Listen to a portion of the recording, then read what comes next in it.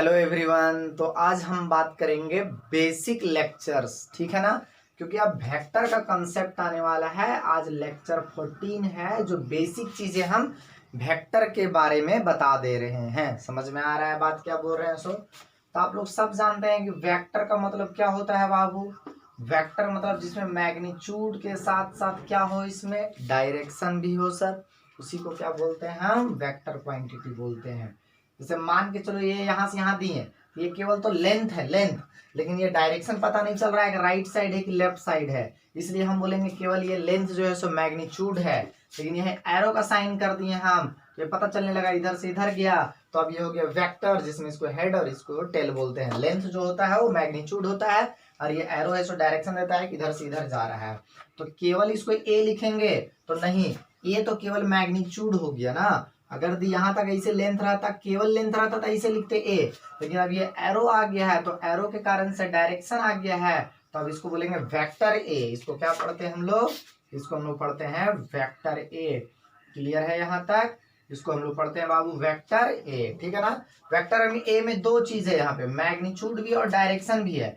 तो मैग्नीट्यूड लिखना रहता है तो देखो ऐसे करके लिखे, इसमें मैग्नीट्यूड हो गया ये, और डायरेक्शन देने के लिए कौन सा कैप का इस्तेमाल करते हैं, यूनिट कैप, यूनिट वेक्टर का, ठीक है ना। तो यूनिट वेक्टर ये क्या देता है सर, ये डायरेक्शन देता है, ये क्या देता है, मैग्नीट्यूड दे रहा है। समझ में आ रहा है बात क्या बोल रहे हैं सो। इस तरह से बात है, ठीक है ना। तो यहां से अगर यूनिट वेक्टर किसी भी वेक्टर का निकालना है तो उसका वेक्टर बाय उसका मैग्नीट्यूड, और यूनिट वेक्टर क्या देता है, डायरेक्शन देता है। आपको हम बता दें कि मैग्नीट्यूड जो होता है, ये ऐसे करके ये वेक्टर है ना, अगर हम इसका मैग्नीट्यूड निकालेंगे, इसका क्या निकालेंगे बाबू जरा बोलो तो, मैग्नीट्यूड निकालेंगे, वेक्टर ए का मैग्नीट्यूड निकालेंगे, तो इसको हम लोग ऐसे लिखेंगे, मॉड लगा देते हैं ऐसे, ठीक है ना। और ऐसे भी हम लोग सिंपली ऐसे लिखते हैं। क्लियर। माइनस बी का अगर दी मैग्नीट्यूड निकालेंगे, वेक्टर है, इसका मैग्नीट्यूड अगर दी हम निकालेंगे तो क्या लिखेंगे, माइनस बी का ऐसे, तो इसको बी लगा देंगे, है ना। ऐसे भी हो सकता है, ऐसे भी हो सकता है। माइनस ए का अगर दी मैग्नीट्यूड निकालेंगे हम लोग तो क्या आएगा जरा बोलो यार, माइनस ए वेक्टर और इसका मैग्नीट्यूड निकालेंगे तो इसको मॉड लगा देंगे और ऐसे भी आएगा, माइनस भी प्लस में हो जाएगा। क्लियर है कि नहीं है।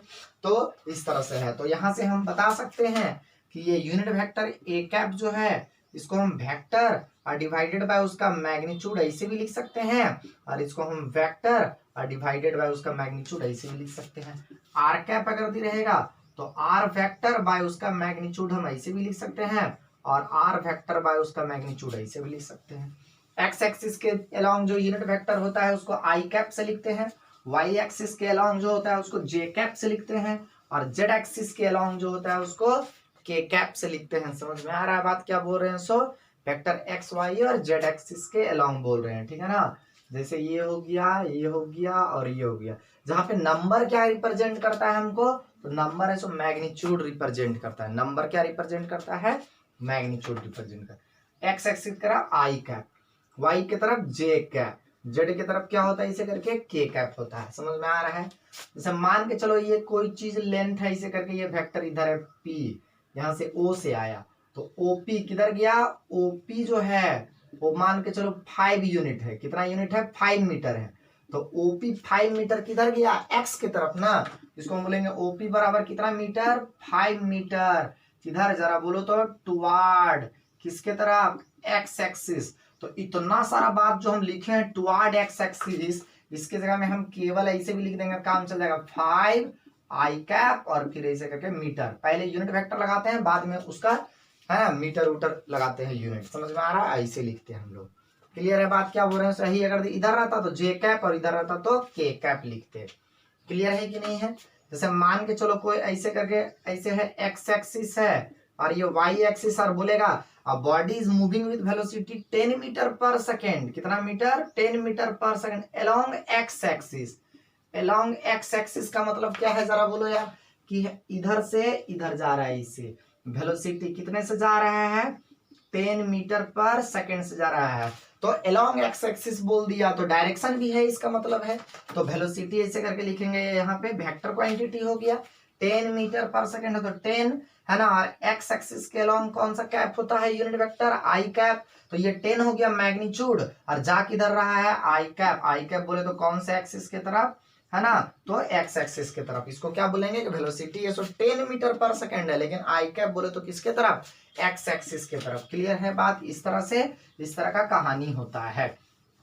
ऐसा बहुत इंपॉर्टेंट बात बता रहे हैं, ठीक है ना, यूज आएगा। मान के चलो ऐसे करके एक वेक्टर है, इसको ए बोलेंगे, है ना, और ये वेक्टर बी है, इसे करके देख रहे हो ना, यहाँ से दोनों का लेंथ क्या सेम है, नहीं है सर, तो ए वेक्टर का जो मैग्नीट्यूड है वो ग्रेटर देन बी वेक्टर के मैग्नीट्यूड से है। इस तरह से बात है, क्लियर है यहाँ तक।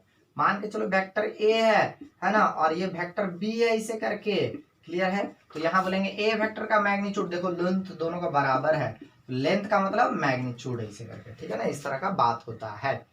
क्लियर है यहाँ तक, इस तरह से हमारा बात है। जैसे मान के चलो यहाँ से, मान के चलो कि अच्छा ये दोनों सेम डायरेक्शन में जा रहा है, सेम डायरेक्शन मतलब एंगल कितना डिग्री बन रहा है, theta is equal to 0 degree, है ना, सेम डायरेक्शन में थीटा बराबर 0 डिग्री। तो बोलेंगे वेक्टर ए और वेक्टर बी जो है आपस में क्या है, पैरेलल है। पैरेलल मतलब 0 डिग्री एंगल बनना। यहाँ भी देखो सेम डायरेक्शन में जा रहा है ना, सेम डायरेक्शन में जा रहा है, तो वेक्टर ए आपस में क्या है, वेक्टर बी के पैरेलल है, इस तरह से करके। क्लियर है, इस तरह समझ में आ रहा है ना। अच्छा यहाँ पे क्या देख रहे हैं कि मैग्नीट्यूड दोनों का इक्वल था, ठीक है ना। मान के चलो कि ये वेक्टर ए है, इसे करके वेक्टर ए है ना, और ये वेक्टर बी है, इसे करके दोनों इक्वल है, दोनों सेम डायरेक्शन में जा रहा है, थीटा बराबर कितना डिग्री, 0 डिग्री। तो हम बोलेंगे वेक्टर ए ये पैरेलल का साइन होता है, ठीक है ना, वेक्टर बी के साथ हो गया पैरेलल। इसको ऐसे लिख सकते हैं हम लोग, वेक्टर ए जो है, वेक्टर ए जो है वो ठीक वेक्टर बी के बराबर है, वेक्टर ए वेक्टर बी के बराबर है, ठीक। देखो एक वेक्टर ए और वेक्टर बी का मैग्नीट्यूड दोनों का इक्वल है, डायरेक्शन भी क्या है, सेम है, तो बराबर है। अच्छा यहाँ प्लस साइन है कि माइनस, प्लस है, प्लस का मतलब है कि दोनों का डायरेक्शन सेम डायरेक्शन है, बोले तो पैरेलल है यहाँ से, ठीक है ना। क्लियर है क्या बोल रहे हैं सर। इसका मैग्नीट्यूड भी ऐसे लिखेंगे तो क्या हो जाएगा, मतलब ए और बी का मैग्नीट्यूड भी बराबर है, और यहाँ प्लस का मतलब क्या है, डायरेक्शन भी सेम है, पैरेलल वेक्टर हो गया। क्लियर है क्या बोल रहे हैं सो। अब मान के चलो वेक्टर ए ऐसे करके है और वेक्टर बी ऐसे करके रहता हमारा, इस प्रकार से। क्या बोले, समझ में आ रहा है ना। एक वेक्टर ए है और ये वेक्टर क्या है, बी है। तो ये वेक्टर ए है ना, और ये वेक्टर बी है। अब देखो दोनों सेम डायरेक्शन है, नहीं सर, ये इधर गया और ये इधर गया, ठीक है ना, मतलब एक इधर जा रहा है तो दूसरा इधर जा रहा है, तो दोनों के बीच में कितना degree angle, 180 degree. 180 degree parallel की एंटी पैरेलल, तो वेक्टर ए जो है ना वो एंटी पैरेलल है बी का, तो ये हो गया एंटी पैरेलल का साइन हो गया, ठीक है ना। तो यहाँ क्या लिखेंगे, वेक्टर ए का बी के इक्वल तो है, मानते हैं कि हमारा इक्वल है, लेकिन साइन क्या चीज का देंगे, माइनस का। क्यों, ये नेगेटिव साइन बता रहा है कि ए का जो डायरेक्शन है सो बी से अपोजिट है, कोई जरूरी नहीं है, और बी बराबर भी हम ऐसे करके माइनस ए लिख सकते हैं। लेकिन मैग्नीट्यूड दोनों को देखो, दोनों को मैग्नीट्यूड क्या है भैया, इक्वल है। तो मैग्नीट्यूड ए का और मैग्नीट्यूड बी का दोनों का क्या है, इक्वल है, ठीक है ना। तो इसका a is equal to B आएगा, मैग्नीट्यूड इक्वल है, लेकिन माइनस का मतलब होता है कि डायरेक्शन क्या है, अपोजिट है। समझ में आ रहा है बात क्या बोल रहे हैं सो, इस तरह से। तो माइनस प्लस समझ में आया ना बात क्या बोले सो। जैसे मान के चलो ए वेक्टर ऐसे करके लिखा हुआ है, ऐसे करके वेक्टर बराबर लिखा हुआ है के इंटू वेक्टर बी, ऐसे करके लिखा हुआ है, ठीक है ना, इस तरह। के क्या है, एक नंबर है, कॉन्स्टेंट एक नंबर है, के क्या है, कांस्टेंट बोले तो नंबर है, ठीक है ना। अगर के का वैल्यू पॉजिटिव आएगा, अगर के का वैल्यू पॉजिटिव रहेगा तो ए बराबर क्या हो जाएगा, प्लस वेक्टर बी हो जाएगा, इसे करके मतलब ए वेक्टर है सो पैरेलल है किसके भैया, बी वेक्टर के पैरेलल है, इस तरह से करके। और अगर के बराबर नेगेटिव रहेगा तो ए इज इक्वल टू क्या हो जाएगा, माइनस वेक्टर बी। माइनस का मतलब क्या समझ रहे हैं आप कि ए जो है सो एंटी पैरेलल का मतलब समझ में आ रहा है, दोनों का डायरेक्शन क्या है, ठीक अपोजिट है। क्लियर है क्या बोल रहे हैं सो, मतलब माइनस साइन बताता है अपोजिट डायरेक्शन, प्लस साइन बताता है सेम डायरेक्शन। क्लियर है बात क्या बोल रहे हैं सो। जैसे मान के चलो P अभी पढ़ेंगे हम लोग, P बराबर, ठीक है ना, या P बराबर जैसे इलेक्ट्रिक फील्ड मान के चलो ऐसे पढ़ेंगे हम लोग, E पढ़ेंगे, इलेक्ट्रिक फील्ड होगा, और इलेक्ट्रिक फील्ड बराबर होता है फोर्स बाय इसे करके चार्ज। तो बोले यहाँ से क्या देखे हम, यहाँ प्लस है कि माइनस है, कुछ नहीं लिखे, मतलब हम लोग पास तो जानते हैं ब्रह्मा का ज्ञान है, क्या ज्ञान है कि प्लस साइन होगा, ठीक है ना, कुछ नहीं मतलब प्लस है। मतलब क्या हुआ, ये पैरेलल है, ये वेक्टर और ये वेक्टर आपस में क्या है, पैरेलल है, मतलब जिधर एफ का डायरेक्शन होगा उधर ही किसका डायरेक्शन होगा, ई का, इसे करके, ठीक है ना, इस तरह से। लेकिन यही प्लस चार्ज क्यू के जगह हम इलेक्ट्रॉन ले लेंगे तो क्या हो जाएगा, ए बराबर जरा बोलो एफ बाई कितना हो जाएगा, माइनस ई हो जाएगा, तो ये माइनस साइन हो जाएगा, तो हम लोग इसको ऐसे भी लिख सकते हैं माइनस कितना बाबू जरा बोलो तो एफ बाई ई। ये माइनस साइन बता रहा है कि अगर यदि फोर्स इधर है तो इलेक्ट्रिक फील्ड किधर है, इधर है, इसे करके। और इलेक्ट्रिक फील्ड इधर है तो फोर्स किधर है, इधर है। समझ में आ रहा है बात क्या बोल रहे सो? माइनस साइन मतलब अपोजिट डायरेक्शन, सेम साइन मतलब सेम, मतलब प्लस साइन मतलब सेम डायरेक्शन। क्लियर है यहाँ तक क्या बोल रहे हैं? तो आप सबको यहाँ तक क्लियर हो गया ये सब चीजें, ठीक है ना? यहाँ तक सही बात है सर। अब बात कर रहे हैं और भी चीज, जैसे मैं देखो सपोज दैट, अच्छा एक बात और जानो, इलेक्ट्रिक फील्ड आगे पढ़ाएंगे टॉपिक, तो इलेक्ट्रिक फील्ड बराबर होता है एफ बाई क्यू, ऐसे करके, ठीक है ना, ऐसे करके एफ बाई क्यू। तो यहां से देखो एफ इज इक्वल टू क्या हो गया जरा बोलो यार, क्यू इंटू ई। पढ़ने के लिए सीखो, इसको क्या पढ़ते हैं मालूम है? फोर्स। इसको क्या पढ़ते हैं? फोर्स। इसको पढ़ते हैं द फोर्स, है ना, द फोर्स एक्टिंग कहाँ पे? On charge. कौन सा चार्ज में जरा बोलो यार? क्यू पे। ड्यू टू किसके कारण से? ड्यू टू इलेक्ट्रिक फील्ड के कारण से। किसके कारण से? इलेक्ट्रिक फील्ड के कारण से, ठीक है ना? कौन सा इलेक्ट्रिक फील्ड? ई के कारण से। ये एक बार जैक में बोर्ड में पूछा था, ठीक है ना, क्वेश्चन ये वाला, ठीक है। तो ये होता है फोर्स एक्टिंग ऑन है। तो बोलो यार यहाँ पे अगर दी प्लस है, एफ अगर दी प्लस चार्ज पे लेंगे, यहाँ से प्लस क्यू ई रहेगा, इसका मतलब जिधर इलेक्ट्रिक फील्ड उधर ही क्या चीज? फोर्स का डायरेक्शन होगा। अगर यहाँ से माइनस रहेगा तो माइनस क्यू ई होगा, तो जिधर इलेक्ट्रिक फील्ड उसके जस्ट क्या होगा? अपोजिट होगा। थोड़ा फास्ट इसलिए बता रहे हैं क्योंकि ये बेसिक क्लास है 11th का, है ना, बहुत बार आप पढ़े हैं इस तरह से, है ना। ये इलेक्ट्रिक फील्ड इस तरह से है यहाँ पे, मान के चलो इससे, तो ये इलेक्ट्रिक फील्ड है इधर, ठीक है ना। मान के चलो यहाँ पे प्लस क्यू है, कौन सा क्यू? प्लस क्यू है, ठीक है, ये प्लस क्यू। तो प्लस क्यू पे फोर्स देखो, प्लस क्यू का मतलब समझ में आ रहा है ना? ये प्लस क्यू मतलब जिधर फील्ड है उधर ही क्या होगा? फोर्स का डायरेक्शन। इसका मतलब फोर्स भी इसका इधर ही लगेगा। क्लियर यहाँ तक, है ना? या माइनस क्यू रहता, माइनस क्यू रहेगा इसे, माइनस क्यू।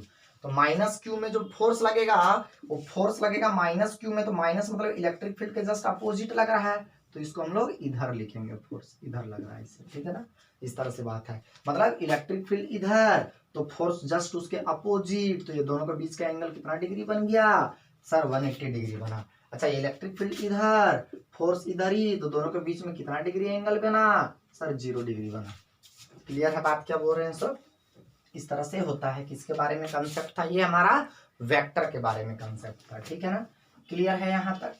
यहाँ तक तो सबको समझ में आ गया होगा जी वेक्टर क्या चीज होता है सो।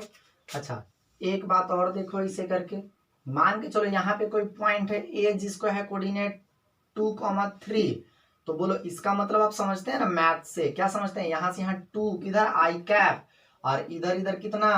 3 बोले तो कितना? जे कैप के तरफ, ठीक है।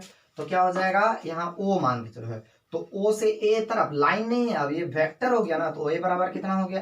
तो देखो ओ ए 2 यूनिट एक्स एक्सिस के तरफ, तो यहाँ लिखेंगे 2, और आई कैप की जे कैप, आई कैप 3 यूनिट किधर जरा बोलो यार? वाई के तरफ, तो 3 क्या चीज जरा बोलो तो? के कैप, ठीक है ना। इस तरह से होता है, नहीं सॉरी जे कैप, ठीक है ना। वाई की तरफ कौन सा कैप होता है? जे कैप। क्लियर है? इस तरह का बात होता है, ठीक है ना। तो इसका ओ ए अगर भी हम निकालेंगे तो कितना आया? यहाँ से आया हमारा 2 आई कैप। ये बता रहा है कि 2 यूनिट किसके तरफ? आई एक्स एक्सिस की तरफ, 3 यूनिट किधर? जे मतलब वाई एक्सिस के तरफ। क्लियर है बात क्या बोल रहे हैं? इस तरह अगर इसका मैग्नीट्यूड हम निकालते हैं तो किसी वेक्टर का मैग्नीट्यूड कैसे निकलता है मालूम है ना?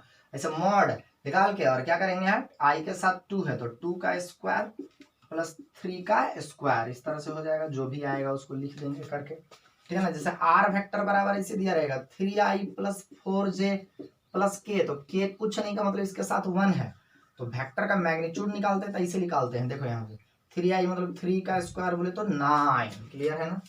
जे के साथ ऐसे तो 4 का स्क्वायर प्लस के के साथ कुछ नहीं मतलब 1 का स्क्वायर, ऐसे करके यहाँ से कितना आ जाएगा सर? यहाँ से आ जाएगा सॉरी 3 का स्क्वायर और यहाँ पे 4 का स्क्वायर, ठीक है ना। 3i का था तो 3 का स्क्वायर हो गया ना। तो 9 प्लस 16 बोले तो 25 प्लस 1 रूट अंडर कितना? 26। क्लियर है इस तरह से। अच्छा आई कैप निकालेंगे तो क्या होता है? वेक्टर बटे उसका मैग्नीट्यूड, तो ये वाला 3i cap plus 4j cap plus के कैप और डिवाइडेड बाई क्या? उसका मैग्नीट्यूड रूट अंडर 26 लिख देंगे। डॉट प्रोडक्ट के बारे में आप जरा बात कर रहे हैं। किसके बारे में बात कर रहे हैं हम? डॉट प्रोडक्ट के बारे में, ठीक है ना। डॉट प्रोडक्ट के बारे में बात कर रहे हैं। तो हम लोग सब जानते हैं कि मान के चलो कि एक वेक्टर इधर है ऐसे ए, ठीक है ना, ये वेक्टर अगर दी बी है ऐसे करके, दोनों के एंगल बीच में बन रहा है थीटा, थीटा स्मॉलर एंगल लेते हैं, याद रखना वाले बेस, इधर से नहीं लेते हैं, स्मॉलर एंगल है ना। ए डॉट बी, तो क्या लिखते हैं हम लोग, ए मैग्नीट्यूड ऑफ ए फिर magnitude of B into cos कितना, जरा बोलो यार, थीटा। इसको हम लोग ऐसे भी लिख सकते हैं, ए डॉट बी को ए बी कॉस थीटा ऐसे करके। क्लियर है बात क्या बोल रहे हैं? सो ऐसे होता है डॉट प्रोडक्ट। जैसे मान के चलो कि इधर से ऐसे रहेगा एस वेक्टर, ऐसे एस वेक्टर, एस बोले तो एरिया, फिजिक्स में एरिया को एस से भी लिखते हैं, ठीक है ना। और मान के चलो इधर इलेक्ट्रिक फील्ड है, इलेक्ट्रिक फील्ड है ना, और ये फ्लक्स है, फ्लक्स सॉरी ये एंगल थीटा है, ये थीटा है। तो फ्लक्स एक चीज होता है, फ्लक्स, फ्लक्स का मतलब होता है फ्लो ऑफ समथिंग, है ना। तो इलेक्ट्रिक फ्लक्स मतलब इलेक्ट्रिक फील्ड लाइंस का फ्लो करेंगे वो। तो ई डॉट एस होता है, तो ई डॉट एस करेंगे ऐसे, क्या होगा, ई एस कॉस थीटा ऐसे करके, है ना, इस तरह से हो जाएगा। क्लियर है यहाँ तक क्या बोल रहे हैं? सो अगर angle theta is equal to 90 degree बनता है दो डॉट, दो वेक्टर के बीच में, तो उसका डॉट प्रोडक्ट कितना होता है आप लोग सब जानते हैं ना, ये 90, तो कॉस 90 का वैल्यू 0 हो जाएगा, तो ए डॉट बी कितना हो जाएगा, 0 ऐसे करके होगा। क्लियर है? अगर यहाँ भी 90 डिग्री, तो E D S cos theta कितना हो जाएगा, 0 डिग्री हो जाएगा। जैसे मैं सपोज दैट, देखो यहाँ से सपोज दैट देखना, मान के चलो यहाँ पे कोई एक ऐसे करके लोकेशन है, इलेक्ट्रिक फील्ड इधर है हमारा, एरिया वेक्टर इधर डीएस से लिख रहे हैं, छोटा एरिया है, तो दोनों के बीच का 90 डिग्री एंगल है। तो बोलो फ्लक्स बराबर क्या हो जाएगा, जरा बोलो यार, जब फ्लक्स बराबर क्या हो जाएगा, यहाँ डी फाई भी लिख सकते हैं, फाई लिखे मान लो, तो फ्लक्स बराबर क्या होता है, ई डॉट एरिया, मतलब इलेक्ट्रिक फील्ड और एरिया का डॉट प्रोडक्ट जो होता है उसको बोलते हैं इलेक्ट्रिक फ्लक्स। बोलो ई डी एस कॉस कितना डिग्री, 90 डिग्री सर, और कॉस 90 का वैल्यू 0 हो गया इस तरह से। क्लियर है? सब गॉसेस थ्योरम के बारे में बता रहे हैं, बेसिक चीज, वहां पे फटाफट स्पीड बताएंगे एकदम, ठीक है ना। इस तरह से है और इस तरह से, ये इलेक्ट्रिक फील्ड ऐसे और ये डीएस वेक्टर ऐसे है ना, दोनों के बीच में कितना डिग्री एंगल, 90 डिग्री, है ना। तो बोलो फ्लक्स बराबर क्या हो जाएगा, इलेक्ट्रिक फ्लक्स बराबर क्या हो जाएगा, ई डॉट क्या होता है, डीएस होता है, कितना हो जाएगा, ई डीएस कॉस कितना डिग्री, 90 डिग्री। क्लियर है क्या बोल रहे हैं? सो तो 0 हो गया यहाँ से। क्लियर है? तो 90 डिग्री जब बनते रहेगा तो फ्लक्स क्या हो जाएगा, 0 हो जाएगा सर। क्लियर है? यहाँ तक समझ में आ रहा है सबको? इस तरह का हम लोग का बात होता है, ठीक है ना। जैसे मान के चलो कि यहाँ पे ऐसे करके ऐसे रहेगा, वहां पे ऐसे, समझो बात को, अच्छे से समझो बात को, ठीक है ना। मान के चलो यही एरिया का वेक्टर इधर डीएस है, और कैसे हो रहा है एरिया का वेक्टर, नहीं खाली देखो कि डॉट प्रोडक्ट कैसे करते हैं हम वो बता रहे हैं। इलेक्ट्रिक फील्ड निकालेंगे तो इलेक्ट्रिक फ्लक्स निकालेंगे तो क्या होगा, E dot DS, same direction का मतलब कितना degree angle, 90 degree sir, but same direction का मतलब 90 डिग्री होता है, नहीं है ना, 180 डिग्री सर, नहीं सेम डायरेक्शन तो 0 डिग्री। तो ई डीएस और कॉस कितना हो जाएगा, 0 डिग्री, और कॉस 0 का वैल्यू कितना होता है, 1, तो केवल आ गया ई डीएस। क्लियर है कि नहीं है? इस तरह से हम लोग काम करेंगे। क्लियर है? इस तरह से हम लोग करेंगे। समझ में आ रहा है बात क्या बोल रहे हैं? सो तो ये सब है डॉट प्रोडक्ट के बारे में। अच्छा, ये तो डॉट प्रोडक्ट कंपोनेंट के टर्म में कैसे होता है, कंपोनेंट के टर्म में सर, जैसे ए वेक्टर बराबर कितना है, मान के चलो 2i plus 3j plus 2k है ऐसे करके, और B vector is equal to कितना है, 3i माइनस जे प्लस 3k है। तो ए डॉट बी निकाल रहे हैं, कंपोनेंट का मतलब आई जे के टर्म में रहेगा। तो देखो ये आई वाला के साथ आई वाला का कंपोनेंट आई वाला का, दोनों को कर देंगे तो 2 इंटू 3 प्लस इसके साथ कितना है 3 इंटू कुछ नहीं, मतलब इसके साथ कितना है -1, और प्लस 2 इंटू कितना 3, कितना हो जाएगा 6 माइनस 3 प्लस 6 ऐसे करके हो जाएगा।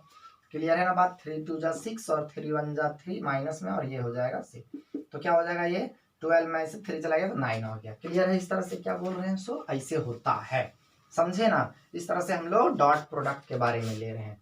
जैसे मान के चलो ए बराबर 2i plus 3j plus 6k ऐसे करके रहता है, ठीक है ना, और बी बराबर ऐसे रहता 2i cap plus 1k cap. लो जे वाला तो है ये नहीं है सर, तो जे नहीं है तो क्या मतलब 0 है। इसको हम लोग ऐसे भी बोल सकते हैं, तब कैसे बोल सकते हैं, 2i प्लस कितना 0j कैप और प्लस 1k कैप ऐसे करके, 1k कैप को केवल k कैप भी बोल सकते हैं ऐसे करके। समझ में आ रहा है ना? नहीं है मतलब 0 है। अब करेंगे a डॉट बी, तो क्या हो जाएगा जरा बोलो यार, i कैप तो सर 2 2 जा 4 प्लस 3 इंटू 0, तो ये 0 हो गया, याद रखना। j कैप नहीं है ना, तो j कैप को कितना हो जाएगा 0। देखो नहीं है तो जीरो लिख सकते हैं, जीरो से मल्टीप्लाई करेंगे जीरो हो जाएगा, प्लस 6 इंटू 1 बोले तो कितना हो जाएगा 4 और 10 हो जाएगा। ये क्लियर है? इस तरह से इस तरह का बात होता है हमारा, समझ रहे हैं ना डॉट प्रोडक्ट निकालने का। जैसे ए बराबर रहेगा 3i cap plus 6j cap ऐसे करके, और बी बराबर रहेगा 2j कैप। तो आई कैप तो है ही नहीं है ना, आई कैप तो है ही नहीं, तो क्या होगा आई कैप नहीं है यहाँ पे, तो इसको हम लोग कैसे लिख सकते हैं, आई कैप बोला तो खत्म, तो जे कैप बोला क्या होगा, जे कैप मिल गया तो आई कैप बोला नहीं है तो जीरो, और जे कैप बोला के साथ मिल गया तो 6 इंटू 2 बोले तो 12। नहीं समझ में आया सर? नहीं समझ में आया तो देखो यहाँ से b इक्वल टू ऐसे लिख सकते हैं 0 आई कैप प्लस 2j कैप लिख सकते हैं ना ऐसे करके। अब आई कैप का आई कैप तो a डॉट b करेंगे तो क्या हो जाएगा जरा बोलो, 3 इंटू 0 तो 3, 0 0 प्लस और 6 2 12 तो 12 हो जाएगा। इस तरह समझ में आ रहा है बात क्या बोल रहे हैं? सो ऐसे होता है। क्लियर है? जरा हम एक दो और एग्जांपल लेते हैं डॉट प्रोडक्ट पे, एकदम 12th वाला ही लेंगे, समझ में आ रहा है ना, फालतू का चीज नहीं बता रहे, 12th में आगे जो है वही बता रहे हैं, लेकिन फटाफट वहां करेंगे इसलिए पहले बता रहे हैं, ठीक है। ये क्वेश्चन हम 3 क्वेश्चन बोर्ड में लिखे हैं, ठीक है ना। फर्स्ट नंबर में एरिया दिया है और इलेक्ट्रिक फील्ड दिया है, डॉट प्रोडक्ट आई कैप और जे कैप के कंपोनेंट में दिया है। तो हम लोग जानते हैं फ्लक्स फाई बराबर क्या होता है मालूम है ना, इलेक्ट्रिक फील्ड इंटू एरिया। समझ में आ रहा है ना, इस तरह से होता है इलेक्ट्रिक फ्लक्स फाई बराबर इलेक्ट्रिक फील्ड इंटू क्या होता है एरिया। तो क्या हो जाएगा डॉट प्रोडक्ट निकालना है, तो डॉट प्रोडक्ट कैसे निकालेंगे सर, तो बोले थे ना कि ई और एस निकालेंगे, तो ई बराबर है ए आई कैप प्लस कितना है बी जे कैप, और एस बराबर कितना है जरा बोलो तो एल स्क्वायर आई कैप। तो बोलो यार आई कैप तो आई कैप के साथ मिला, ठीक है, तो ए वाला एल स्क्वायर के साथ मल्टीप्लाई करेंगे, जे यहाँ नहीं है तो यहाँ पे 0 जे कैप बोल सकते हैं इसे करके, है ना। तो बोलो आई कैप वाला को डॉट प्रोडक्ट करेंगे तो कितना आ जाएगा ए इंटू एल स्क्वायर, कितना हो जाएगा ये जरा बोलो यार, ए इंटू एल स्क्वायर, और प्लस ये कितना हो जाएगा 0, तो खत्म हो गया। और डॉट प्रोडक्ट करते हैं ना तो ये आई वाई खत्म हो जाता है, आई डॉट आई ही किए तो 1 आया, डॉट प्रोडक्ट में आई डॉट आई किए तो 1 आया, और ए डॉट एल स्क्वायर किए तो ए एल स्क्वायर आ गया। ये हो गया आंसर। क्लियर है? सिंपल सा चीज है, मतलब आई वाला को आई के साथ मल्टीप्लाई कर दो, और जे वाला रहेगा तो करेंगे, और नहीं रहेगा तो क्या वही लिख देंगे, नहीं 0 हो जाएगा, ठीक है ना। जैसे यहाँ पे फ्लक्स बराबर क्या हो जाएगा, ये है, डरना नहीं है इससे देख के, इतना खतरनाक है। तो ई डॉट क्या होता है जरा बोलो तो एस, तो ई के जगह में देखो ये वाला टर्म है, और एस के जगह में ये वाला टर्म है, यहाँ भी आई कैप और आई कैप, ठीक है, मतलब एक ठो यहाँ भी एक ठो यहाँ पे। अगर आई कैप के साथ यहाँ जे कैप भी रहता, जैसे यहाँ था देखो जे कैप भी था, लेकिन यहाँ केवल आई कैप था, तो यहाँ वाला आई कैप वाला से यहाँ वाला केवल आई कैप वाला से ही मल्टीप्लाई होगा। जैसे देखो यहाँ पे आई कैप और जे कैप दोनों था, लेकिन यहाँ आई कैप था, एक ही था, तो आई कैप वाला केवल आई कैप से मल्टीप्लाई होगा, आई कैप वाला जे कैप से नहीं होगा कभी भी, ठीक है ना। जे कैप यहाँ रहता तो फिर जे कैप वाला जे कैप से होता। क्लियर है बात क्या बोल रहे हैं? सो जैसे हम लोग पिछले मतलब एक दो देखो पीछे वीडियो में किए हैं, ठीक है ना। तो ये हो जाएगा, तो बोलो आई कैप यहाँ भी है और आई कैप यहाँ भी है, ठीक है, इस तरह से। तो क्या हो जाएगा जरा बोलो तो ई, तो मल्टीप्लाई कर देंगे तो ई बाई ए एक्स है ये वाला, और इंटू कितना है ए स्क्वायर। क्लियर है ये बात क्या बोल रहे हैं? सो तो ए से एक कट गया तो क्या हो गया ई नॉट एक्स ए हो गया, इस तरह से। क्लियर है ये समझ में आ गया आपको? अगर मान के चलो कि यही रहता ऐसे करके जे कैप, ऐसे करके जे कैप, ठीक है ना, ऐसे, तब कितना होता, सॉरी जे कैप रहता है ऐसे करके। तो बोलो यहाँ आई कैप और यहाँ जे कैप है, तो क्या करेंगे हम लोग इसको डॉट करेंगे ना, तो आई डॉट जे 0 होता है, इसलिए रिजल्ट क्या हो जाएगा 0 हो जाएगा। क्लियर है? आई कैप और आई कैप वाला से ही गुना होगा, आई कैप वाला जे कैप से गुना नहीं होगा, है ना। क्यों नहीं होगा? क्योंकि आई डॉट जे होता है 0, तो फ्लक्स बराबर यहाँ ऐसे करते हैं E not by A into X, है ना, और इंटू कितना ए स्क्वायर, ये तो नंबर वाला नंबर से मल्टीप्लाई करते हैं, लेकिन यहाँ होता आई डॉट जे और आई डॉट 0 होता है, इसलिए पूरा फाइव इक्वल टू 0। इसीलिए बोले ना कि आई वाला केवल आई से, जे वाला केवल क्या चीज से, जे वाला से। समझ में आ रहा है बात क्या बोल रहे हैं? सो इस तरह का बात होता है। जैसे ये क्वेश्चन यहाँ पे, तो क्या हो जाएगा, यहाँ पे फाइव निकालेंगे तो क्या हो जाएगा ई डॉट एस ऐसे करके। तो यहाँ देखो 6 आई कैप, यहाँ जे कैप के कैप, यहाँ 15 को ठो रहेगा, उससे लेना देना नहीं है। समझ में आ रहा है ना बात क्या बोल रहे हैं? सो तो और लेकिन यहाँ एक ही हुआ है तो एक ही वाला से मल्टीप्लाई होगा, ठीक है ना। तो आई कैप के साथ 6, आई कैप के साथ 20, तो ये हो गया 20, इस तरह से करके 6 इंटू क्या हो गया ये 20 हो गया। और बाकी ये सब क्या है ये नहीं, यहाँ पे जे कैप, तो मतलब यहाँ पे 0 जे कैप 0 के कैप है, तो मल्टीप्लाई होकर के क्या आ जाएगा 0 आ जाएगा, तो 120 आ गया, ठीक है ना। समझ में आ रहा है बात क्या बोल, इस तरह का बात है। अब हम आपको दो वेक्टर, अब ये डॉट प्रोडक्ट के बारे में था। क्रॉस प्रोडक्ट उसी तरह से आप जानते होंगे। क्रॉस प्रोडक्ट क्या होता है? सो जैसे मान के चलो ए क्रॉस बी होता है कर दी, तो ए का मैग्नीट्यूड बी का मैग्नीट्यूड इंटू यहाँ पे साइन थीटा लिखते थे, साइन थीटा है ना। क्रॉस प्रोडक्ट वेक्टर क्वांटिटी होता है, इसलिए इसको यूनिट वेक्टर भी एक लिखना पड़ता है, ठीक है ना। ये सब जरा आप रिकैप कर लेना है एक बार किताब 11th वाला खोल करके, ठीक है ना। अब हम बात कर रहे हैं रिजल्टेंट ऑफ दो वेक्टर का, रिजल्टेंट ऑफ कितने वेक्टर का? रिजल्टेंट ऑफ 2 वेक्टर्स का, है ना। यही चीज मेन है, प्रिंसिपल ऑफ सुपरपोजिशन अगला लेक्चर रहेगा 15, है ना। तो उसमें एकदम बहुत ज्यादा यूज पड़ेगा इसे करके, ठीक है ना। मान के चलो ये वेक्टर ए है और ये वेक्टर बी है, तो रिजल्टेंट जो है ना ये दोनों का हमेशा अंदर ही रहेगा, इधर कहीं, ये दोनों के बीच का एंगल थीटा। रिजल्टेंट कहाँ रहेगा? ये इधर है, इधर है। आप ही सोचो एक आदमी इधर धक्का दे रहा है, जैसे ये पेन है हमारे पास, देखो यहाँ इसको हम ना क्या कर रहे हैं, इधर धक्का दे रहे हैं, एक आदमी इधर और उसी टाइम पे एक आदमी इधर, तो ये एक आदमी इधर और एक आदमी इधर, एक आदमी इधर और एक आदमी इधर, तो किधर जाएगा? इधर जाएगा, किधर जाएगा? तो ना तो इधर जाएगा ना तो इधर जाएगा, किधर जाएगा? ये दोनों के बीच में निकल के भागेगा, ठीक है ना। तो रिजल्टेंट क्या होगा जरा बोलो? रिजल्टेंट को हम लोग आर से लिख सकते हैं, कोई दिक्कत नहीं है। F1 F2 रहेगा तो F से लिखेंगे, अच्छा ठीक है। तो आर का मैग्नीट्यूड हम डायरेक्ट बता रहे हैं यहाँ क्या होता है, सो ऐसे होता है। देखो ये दोनों के बीच का एंगल क्या है? थीटा।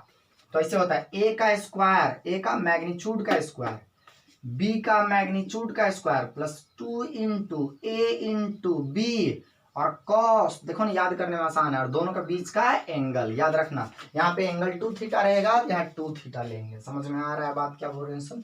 अच्छा डायरेक्शन कैसे निकालेंगे सर? तो मान के चलो ये अल्फा एंगल किसके साथ बनाया? अल्फा किसके साथ बनाया? विथ वेक्टर ए के साथ। किसके साथ? वेक्टर ए के साथ। तो देखो tan अल्फा बराबर फॉर्मूला होता है, ट्रिक बता रहे हैं, जिसके साथ बनाया उसको अकेले नीचे रखो ऐसे करके, मैग्नीट्यूड है ना, ऐसे ये ए का मैग्नीट्यूड, जिसके साथ बनाया एंगल उसको अकेले, जिसके साथ नहीं बनाया, इसके साथ दोस्ती नहीं किया अल्फा, तो बेचारा बी तो क्या हो गया? अनाथ हो गया सर। अनाथ हो गया तो उसको संतावना देने के लिए क्या करेंगे? एक बार साइन दे देंगे ऊपर में और फिर नीचे संतावना देने के लिए उसको कॉस दे देंगे, ठीक है ना। इस तरह का बात है। तो जिसके साथ बनाया उसको नीचे अकेले, जिसके साथ नहीं बनाया उसके साथ एक बार साइन और एक बार क्या चीज? कॉस दे देते हैं। इस तरह से होता है डायरेक्शन के बारे में। तो ये रिजल्टेंट हो गया, समझ में आ रहा है बात क्या बोल रहे हैं? सो ये क्या हो गया? Resultant of 2 vectors. क्लियर है यहाँ तक? जैसे मान के चलो एक वेक्टर इधर रहेगा F1, ठीक है ना, एक वेक्टर इधर रहेगा F2 और दोनों के बीच में रहेगा 60 डिग्री। क्लियर है कि नहीं है यहाँ तक? कितना डिग्री रहेगा? 60 डिग्री। और ये मान के चलो 10 न्यूटन ऐसे करके है, और ये भी है मान के चलो ये 5 न्यूटन ऐसे करके, ठीक है। रिजल्टेंट कहाँ जाएगा? ये दोनों के अंदर ही, ठीक है ना। इस तरह से रिजल्टेंट वेक्टर जाएगा। रिजल्टेंट वेक्टर का मैग्नीट्यूड निकालेंगे तो कैसे होगा? रूट अंडर, जरा बोलो तो इस तरह से, F1 का स्क्वायर प्लस F2 का square plus 2 into F1 into F2 और कॉस कितना डिग्री? दोनों के बीच का एंगल 60 डिग्री, याद रखना, है ना। इस तरह की बात है। इस तरह मैग्नीट्यूड निकालेंगे तो क्या हो जाएगा? अब रख करके कर दो, रख दो यहाँ से। 10 का स्क्वायर बोले तो 100 प्लस 5 का स्क्वायर बोले तो 25 और प्लस 2 इंटू F1 के जगह में कितना? 10, F2 के जगह में कितना? 5 इंटू 60 डिग्री का वैल्यू कितना होता है भाई, है ना। cos 60 डिग्री का वैल्यू 1/2 हो गया। इस तरह से करके तो लिख देंगे हम, समझ में आ रहा है ना। 60 डिग्री का 1/2 ही ना होता है जी, हाँ ठीक है ना। इस तरह से ये 2 कैंसिल हो गया इस तरह से, और जोड़ जाड़ के लिख देंगे यहाँ तक। क्लियर है कि नहीं है? इस तरह का हमारा बात होता है। समझ में आ रहा है ना बात क्या बोल रहे हैं? सो इस तरह से बात है। इस तरह अब मान के चलो ये एंगल निकालेंगे अल्फा, तो tan alpha is equal to क्या हो जाएगा मालूम है ना? क्या बोले तो जिसके साथ एंगल बनाया, तो किसके साथ बनाया? 10 के साथ, तो नीचे 10 अकेले, और जिसके साथ नहीं बनाया तो पहले F से लिखते, जिसके साथ बनाया उसको नीचे अकेले, नहीं बनाया वो अनाथ हो गया, उसके साथ एक बार साइन और थीटा लगा दो। थीटा बोले तो कितना डिग्री? 60 डिग्री यहाँ से, और नीचे फिर लगा दो कॉस कितना? 60 डिग्री प्लस करके ऐसे। अच्छा यहाँ पे क्या हो जाएगा? यहाँ से tan इनवर्स, यहाँ अल्फा बराबर क्या हो जाएगा? यहाँ तो tan इधर जाता है तो tan इनवर्स हो गया इसे करके। F2 के जगह में कितना? 5 इंटू साइन कितना degree? 60 degree divided by F1 के जगह में कितना? 10 प्लस 5 कॉस कितना डिग्री? 60 डिग्री। कोई बहुत महान पुरुष लोग क्या करता है? इसको tan 60 डिग्री लिख देता है, यहाँ प्लस में है। समझ में आ रहा है ना? ठीक से देखना। क्लियर है? इस तरह से हमारा बात होगा। समझ में आ रहा है आप लोग सबको? क्लियर है ना? जैसे यहाँ से अभी भविष्य का बात कर रहे हैं हम, ठीक है ना। भविष्य में क्या होगा कि यहाँ पे कैसे करके रहेगा, F1 बराबर 180 न्यूटन मान के चलो, ठीक है ना, इस तरह से करके है, ठीक है। ये F1 बराबर 180 डिग्री है, ठीक है ना। और मान के चलो ये F2 इक्वल टू है, ये भी 180 डिग्री है, ठीक है ना। और ये दोनों का बीच का एंगल कितना डिग्री है, मान के चलो 120 डिग्री, ऐसे करके ध्यान से देखना क्या बोल रहे हैं सो, ठीक है ना। 120 तो रिजल्टेंट किधर जाएगा, इधर दोनों के बीच में जाता है। दोनों के बीच में मतलब पूरा पूरी बीच में नहीं, वो तो डिपेंड करता है दोनों का मैग्नीट्यूड क्या है। लेकिन यहाँ से हम लोग बहुत चीज सीखेंगे। चलो तो F इक्वल टू क्या हो जाएगा, इस सवाल से हम लोग बहुत कुछ सीखेंगे। इसका स्क्वायर है ना, प्लस कितना 180 का स्क्वायर, प्लस बोलो यहाँ से क्या हो जाएगा जरा बोलो तो, प्लस क्या हो जाएगा, प्लस हो जाएगा 2 इंटू ए के जगह में 180 इंटू बी के जगह में 180 इंटू कॉस 120 का वैल्यू कितना होता है -1/2। ये 2 से 2 कैंसिल हो गया सर, है ना, ये 2 से 2 कैंसिल हो गया। अब बोलो ये 180 का स्क्वायर लिखेंगे तो क्या हो जाएगा यहाँ से जरा बोलो तो, 180 का स्क्वायर प्लस 180 का स्क्वायर, 180 का स्क्वायर, लेकिन साइन माइनस क्या है तो -180 का स्क्वायर। काटने लगेंगे, बहुत मेहनती हो तुम लोग, है ना। स्क्वायर उसको हर मत करने लगना, डायरेक्ट देखो ठीक से। अब 180 का स्क्वायर रूट तो केवल 180 न्यूटन आ गया। यहाँ से बहुत कुछ समझे हम लोग, क्या क्या समझो सो सीखो। कि अगर दो वेक्टर इक्वल रहेगा, अगर दो वेक्टर क्या रहेगा, इक्वल रहेगा, समझो बात को, की पॉइंट बता रहे हैं। दो वेक्टर इक्वल रहेगा और दोनों के बीच का एंगल 120 डिग्री रहेगा, तो रिजल्टेंट कितना होगा, वो दोनों में से कोई एक के ही बराबर होगा इसका। कब, लेकिन जब 120 रहेगा तब। क्लियर इस तरह। और दोनों वेक्टर अगर इक्वल है तो ये डायरेक्शन 60 डिग्री यहाँ होगा और यहाँ भी डायरेक्शन कितना डिग्री 60 डिग्री होगा। कैसे निकलेगा तो देखो यहाँ से क्या बोले, मान के चलो कि ये अल्फा एंगल है, मान के चलो ये अल्फा एंगल है, तो किसके साथ बनाया अल्फा एंगल, तो नीचे 180 के साथ। तो जिसके साथ बनाया उसको नीचे अकेले नहीं बनाया तो ऊपर में क्या बोलेंगे, इंटू साइन 180 120 और बाई कितना डिग्री तो 180 इंटू कॉस 120, इस तरह से करके, ठीक है ना। रखोगे उखोगे तो tan alpha is equal to आ जाएगा कितना डिग्री जरा बोलो तो, कुछ भी आ जाएगा सर, है ना, मेरे विचार से आ जाएगा √3। कितना आ जाएगा √3। तो अल्फा इज इक्वल टू कितना हो जाएगा 60 डिग्री, इस तरह से करके आ गया। तो ये भी 60 बराबर जब रहेगा, ये 60 डिग्री और ये क्या चीज 60 डिग्री। कंसेप्ट समझो क्या बोले सो, समझ में आ रहा है बात। जब दो वेक्टर इक्वल रहेगा और दोनों के बीच का डायरेक्शन एंगल कितना डिग्री रहेगा 120 डिग्री रहेगा, तो क्या होगा समझ में आ रहा है बात। अब देखो यहाँ से मान के चलो ये वेक्टर है और ये वेक्टर था, है ना, ये मान के चलो ए वेक्टर था, है ना। मान लो या तो F1 वेक्टर ये है और ये F2 वेक्टर है, दोनों के बीच का एंगल थीटा है, ये दोनों का रिजल्टेंट इधर आएगा। तो पैरेललोग्राम लगाएंगे, ऐसा नहीं कि जोड़ना रहेगा, ये दोनों का सम करना रहेगा, रिजल्टेंट निकालना है। तो डायरेक्ट F1 प्लस F2 नहीं कर देंगे, दोनों के बीच में एंगल बन रहा है ना। तो F इज इक्वल टू क्या करेंगे बाबू जरा बोलो तो रूट अंडर कितना F1 का स्क्वायर प्लस F2 का square plus 2F1 F2 cos कितना थीटा, ये हो गया इस तरह से। हाँ, अगर यदि थीटा बराबर 0 डिग्री रहता, देखो यहाँ से ध्यान से, थीटा बराबर 0 डिग्री रहता मतलब क्या है कि दोनों सेम डायरेक्शन में, F1 भी इधर और F2 भी इधर। तो क्या जानते हैं जरा बोलो यार, तो हम लोग बच्चा लोग जानता है कि दोनों अगर सेम डायरेक्शन में रहेगा तो रिजल्टेंट निकालना है, तो दोनों को क्या कर देते हैं हम लोग, जोड़ देते हैं सर। क्या कर देते हैं हम लोग, जोड़ देते हैं ऐसे करके। तो देखो प्रूफ करेंगे यहाँ से, तो F बराबर कितना आएगा जरा बोलो यार, यहाँ से F1 का स्क्वायर प्लस F2 का स्क्वायर, क्लियर है कि नहीं है, प्लस 0 डिग्री ना जी, क्या हो जाएगा 0 डिग्री, तो plus 2 into F1 into F2 और cos 0 का वैल्यू कितना हो गया 1 हो गया। तो ये 1 हो गया, a प्लस बी का होल स्क्वायर नहीं हो गया ये, तो कितना हो गया जरा बोलो तो F1 प्लस F2 का होल स्क्वायर, ये अगला ही स्क्वायर रूट कट गया, तो क्या हो गया F1 बराबर F1 प्लस F2। ये मत सोचना कि सर बेसिक पढ़ा रहे हैं सर, नहीं पढ़ेंगे सर, लेक्चर नहीं देखेंगे, अरे अगले क्लास का ही चीज पढ़ा रहे हैं, अगले बार फटाफट करेंगे एकदम जल्दी से, समझ में आ रहा है ना। तो हम लोग सब तो जान रहे थे कि 0 डिग्री मतलब दो वेक्टर क्या है, सेम डायरेक्शन है। तो ये प्रूफ भी कर दिए हम, क्या प्रूफ कर दिए कि दोनों को सिंपली क्या कर देंगे, जोड़ देंगे, इस तरह से करके ऐड कर देते हैं। वही अगर माइनस रहता है यहाँ पे, है ना, अपोजिट रहता था, 180 डिग्री होता है, 180 डिग्री में वैल्यू क्या चीज का होता है, नेगेटिव होता है, -1 होता है, तो ये माइनस हो जाता है यहाँ पे, तो माइनस का होल स्क्वायर तो माइनस होगा, तो सब तो जानते हैं इसे करके। क्या जानते हैं जरा बोलो यार कि F1 बराबर अगर यहाँ से रहेगा 10 न्यूटन और F2 बराबर इधर रहेगा कितना 3 न्यूटन, तो रिजल्टेंट क्या करेंगे, अपोजिट है, अपोजिट है तो क्या करते हैं, माइनस करते हैं। अपोजिट 180 डिग्री रहेगा तो क्या करते हैं, माइनस करते हैं। तो माइनस करेंगे बड़ा में से छोटा को, बड़ा में से छोटा। तो ये बहुत बड़ा है, देखो इसका लाइन भी बड़ा बनाए हैं, और ये छोटा है तो इसका लाइन भी छोटा बनाए हैं। तो बड़ा माइनस छोटा, और रिजल्टेंट तो बड़ा, इधर धकेले 10, इधर धकेले 3, तो किधर जाएगा बॉडी, उधर जाएगा। कितने के बराबर, 7 के बराबर। क्यों, बड़ा माइनस छोटा। तो लेकिन रिजल्टेंट किधर जाएगा, उधर ही तो जाएगा ना, तो इधर जाएगा। और f बराबर कितना होगा, f1 माइनस f2, बड़ा माइनस छोटा याद रखना हमेशा। f1 माइनस f2 या f2 माइनस f1 हमेशा नहीं बोलेंगे रट्टा लगा के, क्या बोलेंगे, बड़ा माइनस छोटा। और रिजल्टेंट किधर जाएगा, उधर जिधर बड़ा रहेगा। समझ में आ रहा है। जैसे इधर मान लो कि 3 इंटू 10⁻⁻6 न्यूटन है एक तो, और इधर f1 बराबर, और f2 बराबर इधर ही है 2 इंटू 10⁻⁻6।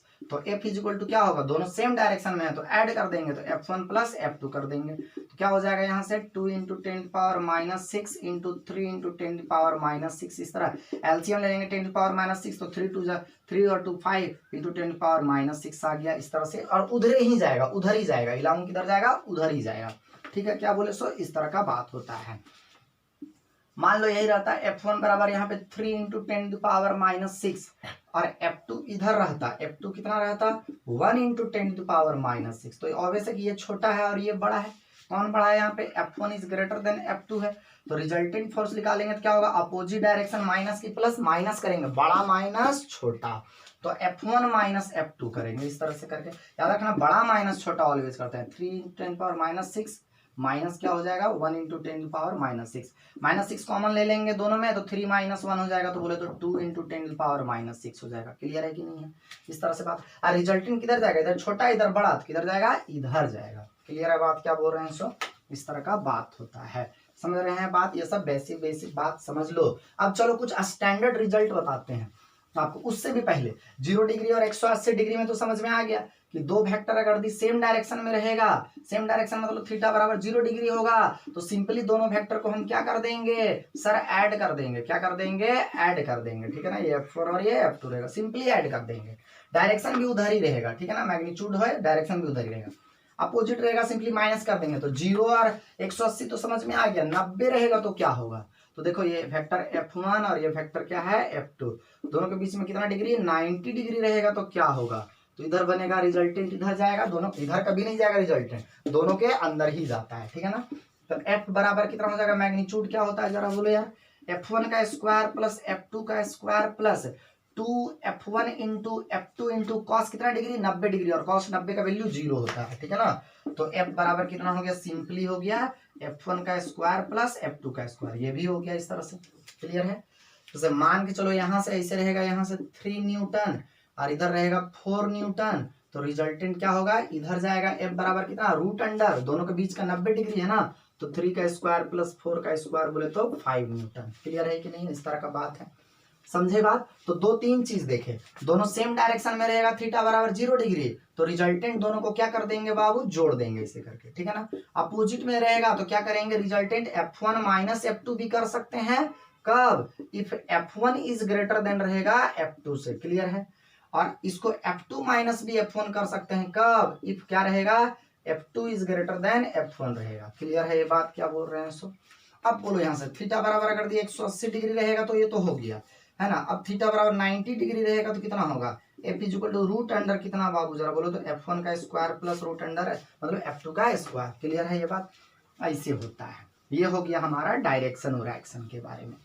क्लियर है, एक और बात समझो, दो वेक्टर अगर इक्वल रहेगा, यहाँ से f1 और f2 इक्वल रहेगा, ये भी 5 न्यूटन और ये भी 5 न्यूटन, ठीक है ना, और ये 90 डिग्री मान के चलो है, तो जो f आएगा ना एकदम बीचों बीच में आएगा, ये अल्फा ये भी अल्फा, ये 45 डिग्री तो ये भी 45 डिग्री। क्लियर है क्या, बीचों बीच में आएगा एकदम। मान के चलो इधर f1 है और इधर मान के चलो ऐसे है, ऐसे ये f1 और ये है f2, ये दोनों के बीच का लिए हम f, ये f1 और f2 दोनों के बीच का लिए f। ठीक है ना, और मान के चलो f1 और f2 बराबर है, यहाँ से दोनों क्या है, बराबर है। जब इक्वल रहता है तो मालूम है ना क्या बनाते हैं, सो नहीं जानते हो, कोई बात नहीं, बताते हैं ना क्या होता है सो, ये बात है। जब इक्वल रहता है ना तो क्या होता है कि यहाँ भी अल्फा आएगा तो यहाँ भी, रिजल्टेंट कहाँ जाएगा, बीचों बीच में जाएगा। क्लियर है। अगर दोनों सेम डायरेक्शन में रहता तो रिजल्टेंट ऐड करते, अपोजिट रहता माइनस करते, 90 डिग्री बनता तो रूट अंडर क्या करते, f1 स्क्वायर प्लस f2 का स्क्वायर। क्लियर है बात। अब एंगल वाला में क्या बोले कि रिजल्टेंट है सो दोनों के बीच में जाएगा जब बराबर रहेगा तब। अच्छा एक और बात बताए थे कि दो वेक्टर अगर इक्वल रहेगा है ना, और रिजल्टेंट जो है नहीं, एंगल दोनों के बीच का 120 डिग्री, तो रिजल्टेंट जो है ना सो दोनों में से एक वाला के ही इक्वल आएगा। इस तरह से बताए थे, याद करो ठीक से क्या बोले थे। इधर ऐसे करके था, ऐसे करके F1 बराबर 180 न्यूटन, ठीक है ना ऐसे, और इधर था फिर हमारा F2 इक्वल टू भी कितना न्यूटन, तो 180 न्यूटन, और 120 डिग्री मान लो ये है, तो रिजल्ट जो आएगा वो कितना आएगा, 120 ही होगा, ठीक है ना, सॉरी 180 ही होगा। क्लियर है। इस तरह का बात था, है ना। इस तरह से हम देखेंगे, है ना, आगे हम लोग और भी सवाल देखेंगे इस तरह से। अब कुछ स्टैंडर्ड रिजल्ट बता रहे हैं, इसको याद रखना हमेशा। F इजिकल टू क्या होता है, रिजल्टेंट जरा बोलो यार, हमारा जानते हैं हम सब सर, F1 का स्क्वायर प्लस F2 का square plus 2F1 into F2 cos क्या होता है, थीटा होता है। थीटा क्या है, angle between the vector A and vector B के बीच का एंगल है, याद रखना, है ना, एंगल है। यहाँ पे इक्वल नहीं है ये दोनों, अगर थीटा बराबर 90 डिग्री हो जाएगा पहला में, तो क्या हो जाएगा, F इजिकल टू हो जाएगा, ये क्या हो जाएगा, F1 का स्क्वायर प्लस F2 का स्क्वायर। क्लियर है कि नहीं, ऐसे करेंगे। क्लियर है। अगर थीटा बराबर 0 डिग्री, सब रिजल्ट याद रखना, 0 डिग्री हो जाएगा तो F इजिकल टू क्या लिखेंगे, F1 प्लस F2 लिखेंगे। अगर थीटा बराबर कितना हो जाएगा, थीटा बराबर हो जाएगा 180 डिग्री, तो F is equal to F1 minus F2 या तो F2 माइनस F1 भी लिख सकते हैं। अगर थीटा बराबर होगा, आगे चलो बाद में बताएंगे, ठीक है ना, इस तरह का बात, ये तो जानते हैं, चलो आप लोग सब जानते हो ये बात। क्लियर है यहाँ तक सबको, ठीक है, समझ में आ गया यहाँ तक बच्चा लोग। अब देखो यहाँ से कुछ और भी स्टैंडर्ड रिजल्ट। अब स्टैंडर्ड रिजल्ट तब का बता रहे हैं जब दोनों ये बराबर रहेगा, F1 और F2 क्या रहेगा, बराबर रहेगा। तब मान के चलो F1 और F2 बराबर हो गया, है ना, तब देखो रिजल्टेंट क्या होता है। सो एकदम शॉर्टकट ट्रिक लगा देंगे फटाक से, इतना जरूरत क्या है बड़ा लिखने का, आप इसको भी लिखोगे बहुत मेहनती हो, लेकिन हम शॉर्टकट लिखेंगे, याद रखना। तो क्या हो जाएगा जरा बोलो यहाँ से, क्या हो जाएगा, F1 का स्क्वायर प्लस F2 का स्क्वायर, तो दोनों सबको मान लो, इसको F ही मान लिया, कोई दिक्कत है क्या, कोई दिक्कत नहीं है सर। तो इसको F का स्क्वायर लिख देंगे प्लस F का स्क्वायर प्लस 2 इंटू F1 को भी F और F2 को भी F, तो F स्क्वायर यहाँ भी हो गया, और इंटू क्या हो गया, कॉस बोलो यार, थीटा हो गया सर। अब बोलो यहाँ से क्या हो जाएगा, F का स्क्वायर प्लस F का स्क्वायर, कितना का स्क्वायर हो जाता है, 2F का स्क्वायर प्लस 2F का स्क्वायर कॉस थीटा, ऐसे करके हो गया ये। एलसीएम ले लिए, हम एक बार ड्राइव करके बता देंगे ना, तो बार बार बताने का क्या जरूरत है, जरा बोलो यार, इस तरह हो गया। अच्छा जानते हो कि नहीं जानते हो, 1 प्लस कॉस 2 थीटा बराबर क्या होता है मालूम है, 2 कॉस स्क्वायर थीटा, यहाँ 2 थीटा, यहाँ एंगल थीटा रहेगा।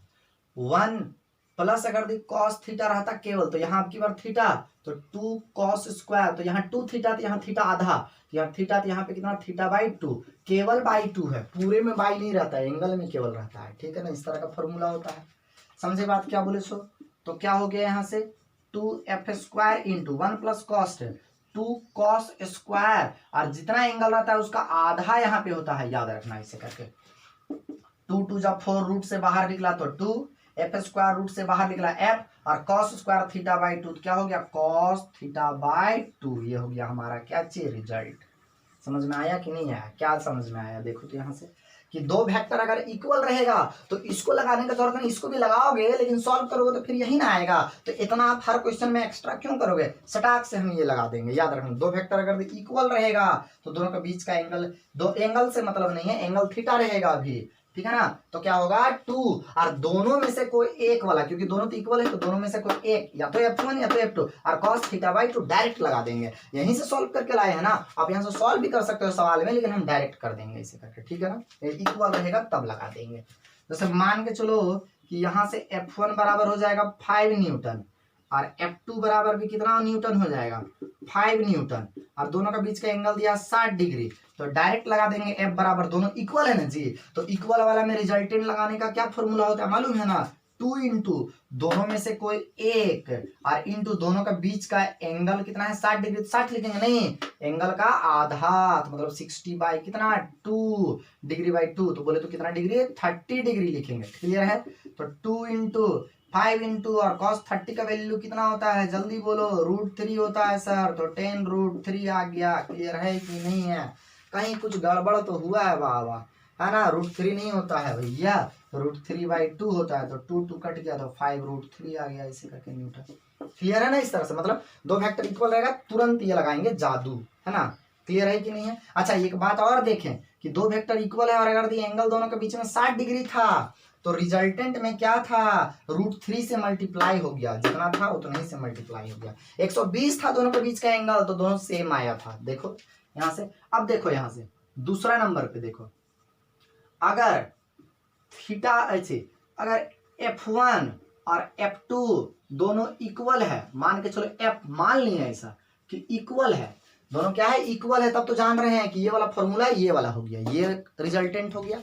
लेकिन हम बोल रहे हैं एंड थीटा बराबर अगर यदि मान के चलो 60 डिग्री है, कितना डिग्री है, थीटा बराबर 60 डिग्री आया, 60 डिग्री है, तो क्या होगा रिजल्टेंट, एकदम स्टैंडर्ड रिजल्ट है, याद रखना, फटाफट याद रखेंगे।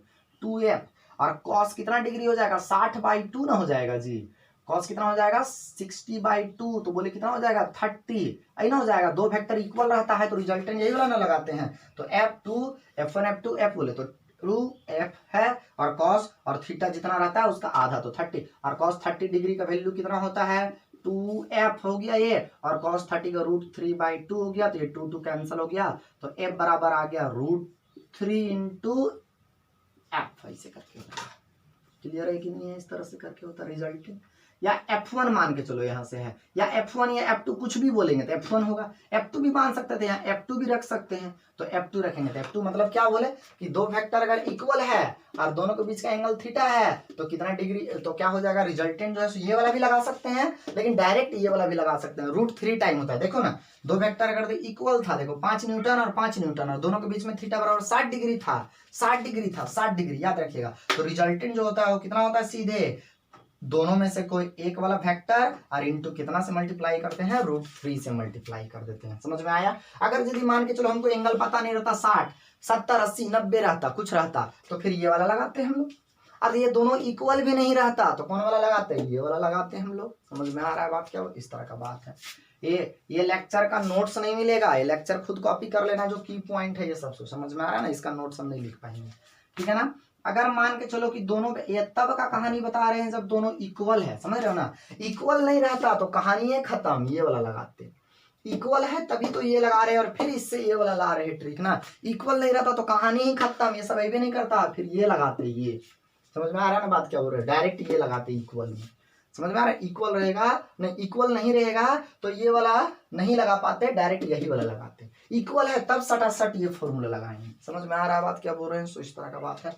तो बोलो यहाँ से क्या हो जाएगा, थीटा बराबर अगर 90 डिग्री मान के चलो है दोनों के बीच का, कितना डिग्री है 90 डिग्री है सर, कितना डिग्री है बाबू 90 डिग्री है, तब क्या होगा, तो देखो इक्वल भी है और 90 डिग्री, स्टैंडर्ड रिजल्ट हो गया ना, 60 90 120 ये सब स्टैंडर्ड रिजल्ट हो गया ना। क्लियर है। तो क्या हो जाएगा OF बराबर 2, दोनों वेक्टर बराबर रहता है क्या होता है 2f, और F1 या F2 दोनों में से कुछ भी लिखेंगे, और cos कितना डिग्री 90 कि 90/2, तो θ/2, पूरे में 2 नहीं है याद रखना, 90/2 कितना डिग्री 45 डिग्री, और 45 डिग्री का वैल्यू कितना होता है मालूम है ना जी, F1 इंटू 1/√2 कितना हो जाएगा इसे करके 2, ये काटेंगे तो √2 बचेगा कि नहीं बचेगा, तो f बराबर कितना हो गया √2 टाइम्स F1 के बराबर, या तो √2 टाइम्स F2 के बराबर हो गया।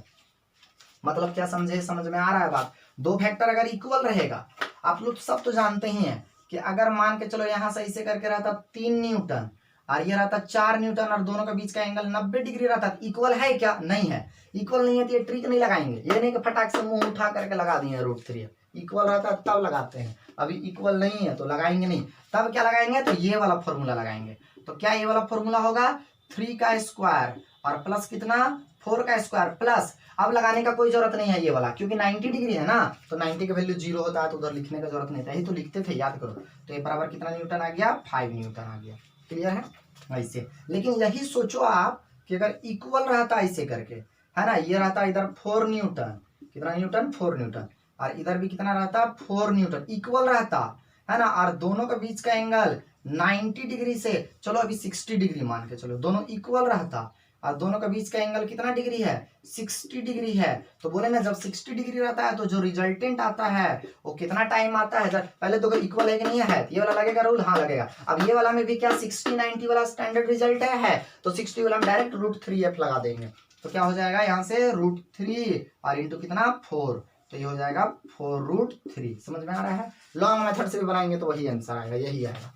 क्लियर है बात, क्या बोले सो, हाँ उसी को कर दी इक्वल रहेगा, कौन रहेगा, इक्वल रहेगा, तो इक्वल रहेगा। आप इससे भी बना सकते हो, लेकिन हम है सो थोड़ा कोढ़िया आदमी है, इसलिए हम लोग शॉर्टकट लगाएंगे, समझ में आ रहा है, तो हम इससे लगाएंगे। तो ये दोनों के बीच का कितना डिग्री एंगल है, 90 डिग्री है, क्या इक्वल है सर, क्या ये वाला रूल लगाएंगे ट्रिक, हाँ लगाएंगे सर। इक्वल में भी क्या है, दोनों में 90 डिग्री है, हाँ सर है, तो ये वाला भी लग जाएगा, हाँ सर लग जाएगा, तो ये बराबर सीधा √2 इंटू कितना 4, तो 4 कितना हो जाएगा ये 4√2। आई अगर दी कितना रहता, यहाँ पे 60 डिग्री रहता तो √3 से मल्टीप्लाई करते हैं। क्लियर है, ये बात समझ में आ रहा है, तो ये सब ट्रिक या दिमाग में रखिएगा।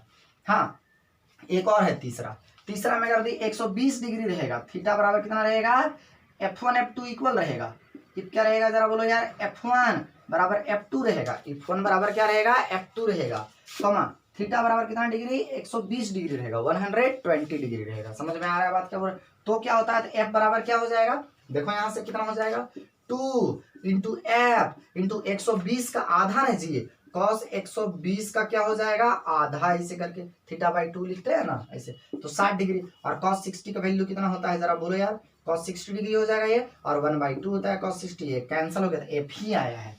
क्लियर है ना, क्या बोल रहे हैं, सो देखो 2 इंटू एफ इंटू और cos θ/2 बोले तो 120 है, तो 120 का आधा 60 डिग्री, और cos 60 की वैल्यू 1/2, तो कट गया, तो f बराबर क्या हो गया, F1 के ही इक्वल आ गया, मतलब वही रिजल्टेंट आ गया, दोनों में से कोई एक ही। मतलब अगर यदि 120 रहेगा, पहले देखो ध्यान से, ये ऐसे है, ये ऐसे है, 4 न्यूटन, ये भी 4 न्यूटन है, दोनों बराबर है, ये वाला ट्रिक लगाएंगे सर।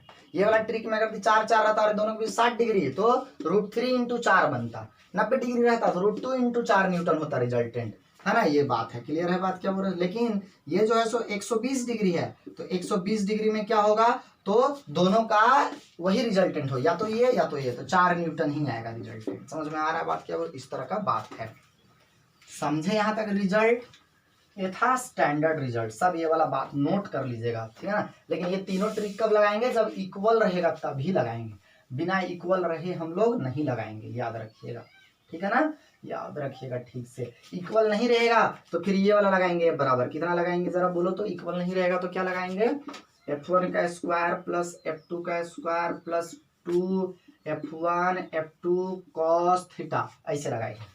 सेम डायरेक्शन रहेगा तो जोड़ देंगे डायरेक्ट ऐसे करके दोनों को, F1 प्लस F2, अपोजिट रहेगा माइनस कर देंगे, और 90 डिग्री बनेगा तो रूट अंडर कितना F1 का स्क्वायर प्लस F2 का स्क्वायर हो जाएगा। क्लियर है बात, और इक्वल रहेगा तो फिर इक्वल रहेगा, और एंगल हमको पता नहीं रहेगा, ये इक्वल रहेगा लेकिन स्टैंडर्ड रिजल्ट नहीं रहेगा ये वाला, तो इक्वल में हम ऐसे लगाते हैं 2 इंटू दोनों में से कोई एक, और कॉस कितना थीटा की θ/2, और स्टैंडर्ड रिजल्ट रहेगा 60 डिग्री 90 डिग्री 120 डिग्री, तो फिर ये वाला ट्रिक भी लगा देंगे। क्लियर है बात, क्या बोल रहे हैं, सो इस तरह का बात होता है, ठीक है, ये सब याद रखिएगा।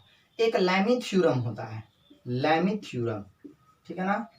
लैमी थ्योरम कहता है अगर मान के चलो कि किसी एक पार्टिकल पे या बॉडी पे 3 फोर्स लग रहे हैं, और ये तीनों फोर्स ना आपस में ना कनकरेंट है, कनकरेंट मतलब आप जानते हो कि नहीं जानते हो, कनकरेंट मतलब sum of all the forces is equal to 0। Clear है, क्या बोल रहे हैं, सो कनकरेंट फोर्स है, मान के चलो इफ F1 बराबर क्या है, नहीं F1 प्लस F2 प्लस क्या है F3 इज इक्वल टू कितना 0, है ना, इस तरह से प्लस, मतलब कनकरेंट फोर्स है, ये तीनों है सो सेम पॉइंट पे लग रहा है, कनकरेंट फोर्स है। मान के चलो F1 के अपोजिट वाला को अल्फा, F2 का अपोजिट वाला को बीटा, और इसका डेल्टा बोलते हैं। तब लैमी थ्योरम कहता है ना कि F1 ये फोर्स डिवाइडेड बाय, अब इस फोर्स को छोड़ करके और दो फोर्स कौन कौन सा है, 2 फोर्सेस याद करो, एक ये फोर्स है और एक ये फोर्स है, और ये दोनों के बीच का एंगल कितना है अल्फा, तो साइन और क्या चीज अल्फा इसे करके होता है बाय F2 ये वाला फोर्स देखो, ये वाला फोर्स F2 तो F2 लिख दिए। अब F2 को छोड़ दो, है ना, डिवाइडेड बाय क्या sine A the angle between other two. F2 को छोड़ के अदर टू क्या हो गया, F1 और F3, इसके बीच का इसे बीटा हो गया F3, ये हो गया F3। अब ये वाला छोड़ दो, अदर टू देखो F1 और F2, इसके बीच का एंगल डेल्टा हो गया, ऐसे करके ऐसे होता है। क्लियर? क्या बोले फिर से समझो, किसी भी एक वेक्टर डिवाइडेड बाय साइन और क्या चीज, एंगल, और कौन सा एंगल, तो ये वेक्टर को छोड़ के बाकी दो वेक्टर बना ना, तो उसका एंगल, ठीक है ना, इस तरह ये वेक्टर डिवाइडेड बाय साइन और ये वेक्टर को छोड़ के ये दोनों के बीच का एंगल F1 और F2 के बीच, ये वेक्टर F3 है ना, ये वाला, और ये वेक्टर F3 और डिवाइडेड बाय ये, इसको छोड़ करके ये दोनों के बीच का एंगल, इसको बोलते हैं हम लोग, समझना, लैमी थ्योरम, लिख लेना आप लोग, ठीक है। अच्छा, एक और रिजल्ट हम स्टैंडर्ड रिजल्ट आपको बता रहे हैं। क्लियर है? क्या बोले, रूल बता रहे हैं, फटाक से देखना है, ठीक है ना, अच्छे से देखना, तो समझना तो कैसे होता है। सो मान के चलो एक एकदम बहुत अच्छा रूल है, ठीक है ना, 3 वेक्टर है, मान के चलो 3 वेक्टर है, याद रखना 3 वेक्टर है, मान के चलो F1 बराबर है यहाँ से 10 न्यूटन, 3 वेक्टर है हमारे पास, ठीक है ना, तीनों एक ही जगह से स्टार्ट हो रहा है, तीनों कितने जगह से स्टार्ट हो रहा है, एक ही जगह से, और तीनों के बीच में अगर यदि 120 डिग्री एंगल है, क्या बोले, समझ में आ रहा है, इफ F1 बराबर F2 बराबर F3 है, और तीनों के बीच में कितना कितना डिग्री एंगल, 120, यहाँ भी 120 और यहाँ भी कितना है, 120 डिग्री है। समझ में आ रहा है ना बात ना, तो रिजल्टेंट जो होता है नेट, वो 0 होता है। कितना होता है नेट रिजल्टेंट, 0 होता है। समझ में आ रहा है बात क्या बोल रहे हैं। सो 3 वेक्टर है, तीनों का अगर भी मैग्नीट्यूड इक्वल है, तीनों सेम जगह से स्टार्ट हो रहा है, तो रिजल्टेंट जो होता है वो क्या होता है, जरा बोलो यार, 0 होता है। समझ में आ रहा है बात क्या बोल रहे हैं। सो इस तरह का कहानी होता है, ठीक है ना। चलो इसको प्रूव करके जरा हम लोग देखते हैं कैसे होता है। सो है ना, प्रूव कर, अब ये वाला मिटा रहे हैं, ये रिजल्ट आपको याद होगा आई होप, ठीक है ना। कैसे प्रूव करके देखते हैं। पहले नंबर देखो, पहले नंबर यहाँ देखो, इधर ऐसे करके 10 न्यूटन और इधर भी है इधर करके 10 न्यूटन, ये दोनों के बीच का एंगल कितना डिग्री बन रहा है, 120 डिग्री, ठीक है ना, 120 डिग्री एंगल बन रहा है। तो बोलो यार, दो वेक्टर क्या इक्वल है, क्या दोनों के बीच का एंगल है, तो ये दोनों का रिजल्टेंट किधर जाएगा, सीधा ऊपर जाएगा, इसे करके कितना जाएगा ये पे, तो 10 ही न्यूटन होता है। नहीं जानते हैं क्या, जानते हैं सर, कैसे जानते हैं, जरा बोलो तो इस तरह से कैसे जानते हैं। अभी 2 वेक्टर लिए, अभी ये वाला नहीं बनाया है, ये वाला वेक्टर और ये वाला वेक्टर इक्वल है और दोनों का बीच का एंगल 120 डिग्री है, तो रिजल्टेंट क्या होता है, एकदम बीच में जाता है, एकदम 60 डिग्री, है ना, दोनों ये बराबर होता है तो बीच में जाता है, और बीच में भी गया, और कितना डिग्री हो, कितना होगा वैल्यू, तो दोनों में से कोई एक ही वैल्यू होता है। अभी लिखे थे सबसे नीचे में यहाँ कोना में, याद करो, वीडियो पीछे करो, देखो यहाँ पे 2 वेक्टर इक्वल रहेगा, दोनों के बीच का 120 डिग्री एंगल, तो रिजल्टेंट वही होगा, दोनों में से कोई एक वाला, तो ये 10 हो गया इसे करके न्यूटन, और एकदम 120 है, बराबर रहता है तो एंगल बीचों बीच में जाता है, जैसे यहाँ ए और यहाँ बी और यहाँ पे दोनों इक्वल है ये, और मान लो 90 डिग्री, तो यहाँ पे 45 और यहाँ पे 45 होगा, इस तरह का, ठीक है। अब इसको फिर से हम बना रहे हैं यहाँ पे, तो अब ये दोनों को रिजल्ट, तो ये अब मिटा देंगे इसको यहाँ से, इसे, क्लियर है ना, और इसको भी हम मिटा सकते हैं इसे करके, क्लियर है कि नहीं है, ठीक है ना। तो ये आ गया, ये दोनों का रिजल्टेंट ये आ गया है, और ये वाला नीचे कितना है, इधर भी है तो 120 नहीं सॉरी 10 न्यूटन। अब ये दोनों अपोजिट हो गया, तो अपोजिट में क्या हो गया, 0 हो गया, है ना। क्या करते हैं अपोजिट में, माइनस करते हैं, तो 0 हो गया। समझ में आ रहा है बात क्या बोल रहे हैं, इस तरह से होता है। तो अगर 3-4 वेक्टर रहेगा एक ही साथ, तो हम लोग 2-2 करके कैलकुलेशन करेंगे। समझ में आ रहा है बात क्या बोल रहे हैं। सो 2-2 करके कैलकुलेशन करेंगे, जैसे में समझो बात को, जैसे मान के चलो ये ट्राइंगल होगा इसे करके, ठीक है ना, इसे करके यहाँ से मान लो इक्विलैटरल ट्राइंगल है, यहाँ भी 60 डिग्री, यहाँ भी 60 डिग्री और यहाँ भी 60 डिग्री ऐसे करके है। अब मान के चलो यहाँ पे देखो, ये मान के चलो इधर गया और ये मान के चलो इधर गया, ये मान के चलो यहाँ F1 है और ये मान के चलो F2 है ऐसे करके, ठीक है ना। तो ये दोनों का बीच का एंगल कितना डिग्री बन गया बाबू, 120 डिग्री बन गया सर, 120 डिग्री बन गया। तो रिजल्टेंट कहाँ जाएगा, ये दोनों के अंदर कितना होगा, तो बोलेगा सर F1 या F2 के बराबर, नहीं अभी पता है क्या कि F1 F2 बराबर है, सो नहीं, तो इसका रिजल्टेंट इधर जाएगा, ठीक है ना। और ये कितना होगा रिजल्टेंट करेंगे हम लोग, तो 120 डिग्री है ना, तो F1 का स्क्वायर प्लस F2 का square plus F1 F2 cos 120 degree है। बोलेगा सर ट्रिक क्यों नहीं लगाए सर? क्योंकि सर ये दोनों इक्वल है कि नहीं है इस बात का पता हमको नहीं है, इसीलिए। समझ में आ रहा है बात ना? हाँ, यही अगर इक्वल हो जाता तो और 120 डिग्री एंगल है तो या तो F1 के बराबर होता या तो F2 के बराबर होता। क्लियर है कि नहीं है? ये कंसेप्ट समझ में आ रहा है आपको? क्या बोले सो? इक्वल होता तो इस तरह से होता, इक्वल ये नहीं है तो ये वाला बात है। अगर पता चल गया कि F1 और F2 इक्वल है, 120 डिग्री एंगल है, तो रिजल्ट क्या आएगा? इस तरह से आएगा। क्लियर है? क्या बोले सो? ये कहानी है, ठीक है ना? इसको दिमाग में इस तरह से रखिएगा। मान के चलो ऐसे करके फिर से इक्विलैटरल ये ट्राइंगल है, इस तरह से करके है। तो इक्विलैटरल ट्राइंगल में अब हम लोग सब जान गए हैं। क्या जान गए हम लोग सब? जरा बोलो यार। हम सब जान गए हैं कि एंगल कितना बनता है? 60 डिग्री। मान के चलो एक फोर्स इधर है हमारा, ठीक है ना? एक फोर्स इधर है, इधर ये देखो, इधर है F1, ठीक है ना? और एक फोर्स इधर है, इधर F2, ठीक है ना? यहाँ से मतलब यहाँ पे कोई चार्ज रहेगा, यहाँ पे प्लस क्यू और यहाँ भी प्लस क्यू और यहाँ पे माइनस क्यू, इसे रहेगा। ये प्लस प्लस रिपल्सन और ये प्लस माइनस अट्रैक्शन, ठीक है ना? अब बोलेगा सर इसको काहे नहीं दिखाएं, इसको काहे नहीं, इसी पे, क्योंकि हम फोर्स इस पे निकाल रहे हैं, इस पे, इसका अट्रैक्शन या रिपल्सन देखते हैं, ठीक है ना? इसे है तो बोलो यहाँ कितना डिग्री एंगल बनेगा? जरा बोलो अब की बार बाबू, जरा बोलो तो। सर 120 डिग्री ही बनेगा सर। 120 बनेगा तो क्या होगा? इस तरह से, है ना? इस तरह से बन जाएगा। 120 बनेगा तो रिजल्टेंट F बराबर कितना हो जाएगा? फिर वही वाला रूल लगाएंगे, बड़ा वाला फॉर्मूला, ठीक है? F1 का स्क्वायर प्लस F2 का square plus 2F1 F2 cos कितना डिग्री? 120। क्योंकि बराबर नहीं है, बराबर रहता तो रिजल्टेंट सीधे लिख देते F इक्वल टू कितना? F1 बराबर F2, कुछ भी लिख देते। क्लियर है? क्या बोले सो? अगला देखो, ये इक्विलैटरल ट्राइंगल है। मान लो यहाँ पे माइनस क्यू और यहाँ पे भी माइनस क्यू है, ठीक है ना? और यहाँ पे प्लस क्यू ऐसे है, तो ये इसको भी ऐसे अट्रैक्ट करेगा। क्लियर है ना? क्या बोले? इसको भी ऐसे करके अट्रैक्ट करेगा और इसको भी ऐसे करके अट्रैक्ट करेगा। इक्विलैटरल ट्राइंगल है तो दोनों के बीच में 60 डिग्री एंगल है, ठीक है?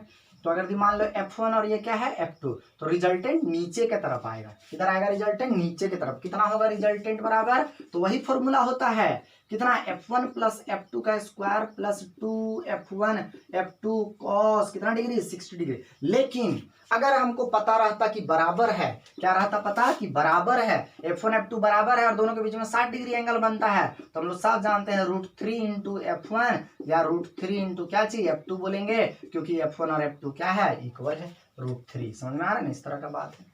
क्लियर है? क्या बोले सो? लेकिन ये तब हम लोग ट्रिक लगाएंगे जब इक्वल रहेगा तब, अदरवाइज नहीं लगाएंगे। समझ में आ रहा है? अदरवाइज पूरा लंबा प्रोसेस में हम लोग सॉल्व करेंगे। समझ में आ रहा है बात? क्या बोल रहे हैं सो? जैसे मान के चलो यहाँ से ऐसे करके समझो बात को, ये सब चीजें, ठीक है ना? इस तरह से, ठीक है ना? यहाँ पे प्लस क्यू, यहाँ भी प्लस क्यू और यहाँ भी प्लस क्यू और यहाँ पे प्लस क्यू, ऐसे करके, ठीक है ना? बोलता है इस पे सारा फोर्स निकालो, सारा फोर्स बताओ। ये मान के चलो ए, ये ए तो ये ए, हम लोग सब जान रहे हैं ये डायगोनल क्या होता है, जानते हो? ए तो क्या हो जाएगा? ए स्क्वायर प्लस ए स्क्वायर, तो कितना हो जाएगा यार? जरा बोलो तो √2a। ये 2 केवल रूट केवल 2 में है, समझ रहे हो ना बात ना? होता है ना जी, हाइपोटेनियस का स्क्वायर हो जाएगा ना, तो a का स्क्वायर प्लस a का स्क्वायर तो कितना है? a का स्क्वायर, 2a का स्क्वायर का रूट हो जाएगा, तो √2 इंटू ए हो गया इस तरह। अब देखो, अब सारा फोर्स एक एक करके बताएंगे। यहाँ से मान लो ये 1, ये मान के चलो 2, ये मान के चलो 3, ऐसे करके, है ना? सारा फोर्स बताएंगे तो एक एक करके बताएंगे। पहले बोलो ये 1 के कारण से ये प्लस प्लस हो तो रिपल्सन, तो इधर लगेगा F1 ऐसे करके 1 के कारण से, और ये 2 जो है और ये भी प्लस है तो ये प्लस प्लस रिपल्स। बोलेगा सर यही काहे नहीं रिपेल हुआ? तो इस पे निकाल रहे हैं ना, इसीलिए, ठीक है ना? ये सीधा ऐसे करके जाएगा, इसे ऐसे हो गया, तो ये गया F2। अब बोलेगा सर ये वाला भी तो जाएगा। अरे एक एक करके थोड़ा आराम करो, ठीक है ना? अब इसके और इसके कारण से बोलो, ये दोनों 45 और ये भी 90 डिग्री है ना, तो ये 90 डिग्री का रिजल्टेंट जो होगा वो किधर होगा? जरा बोलो यार, इधर। क्या बोले समझना? ये इसका वाला नहीं है, ये दोनों का रिजल्टेंट है F, और F बराबर क्या होता है? 90 डिग्री जब बनता है तो क्या होता है?